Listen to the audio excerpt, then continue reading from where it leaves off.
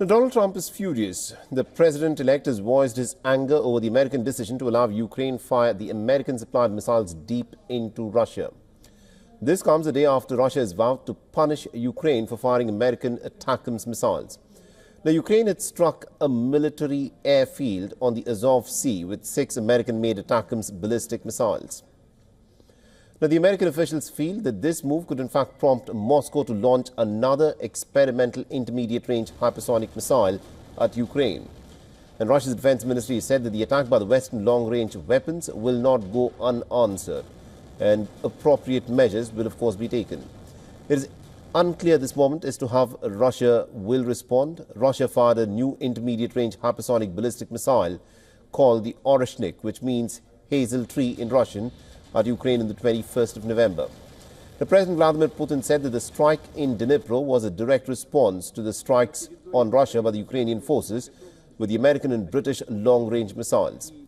The Biden administration is rushing aid and has changed major policy decisions to help Ukraine. The Biden administration is also pushing every available dollar out of the door to shore up Ukraine's defenses before leaving office in about 6 weeks' time. It's also announced about $2 more billion of additional support since Trump won the presidential election last month.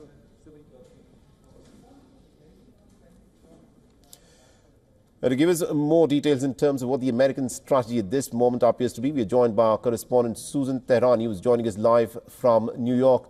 Susan, it is just a matter of weeks before Joe Biden, of course, exits the White House, but in the interim, he seems to be climbing up the escalatory ladder by sanctioning the use of long-range missiles by the Ukrainians to strike targets inside Russian territory.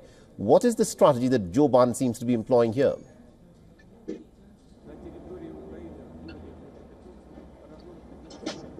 Joe Biden in these final days is clear that he wants to make sure that Ukraine is in a good negotiating position, because ultimately there has to be a negotiated settlement with Russia when Donald Trump comes in power. Zelensky has said that. Putin has said that. Donald Trump has alluded to that as well. He says that's the reason that he's, providing what he is providing to Ukraine.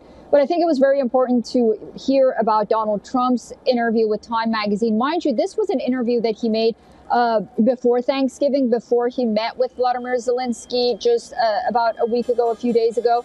So he says that he was completely against the fact that the United States gave permission for Ukraine to attack inside Russian territories with U.S. weaponry on the one hand, but he also made clear that he wasn't going to abandon Ukraine because he thinks that the way Ukraine is set right now with all of this aid coming from the United States, it'll be in a good negotiating position for the United States and possibly for Ukraine, which the president-elect said is an ally at the end of the day.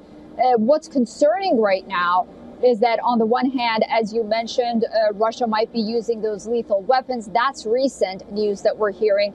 And also we're hearing that Donald Trump, of course, in October said that he wanted to raise NATO's defense spending for all countries to about 3% of GDP. We're now hearing the Secretary General of NATO say that we need to go to pre-Cold War budgets. And he's acknowledging that, and NATO member states are talking about that. So the situation is tense. These are all moving parts. Right. But it was very interesting that on the one hand, the former president said that he doesn't want Ukraine to infiltrate into Russian territory, but on the other hand said that he wouldn't be abandoning Ukraine in these situations either. Interesting. Thank you very much, Susan Tehrani, for joining us with those details there.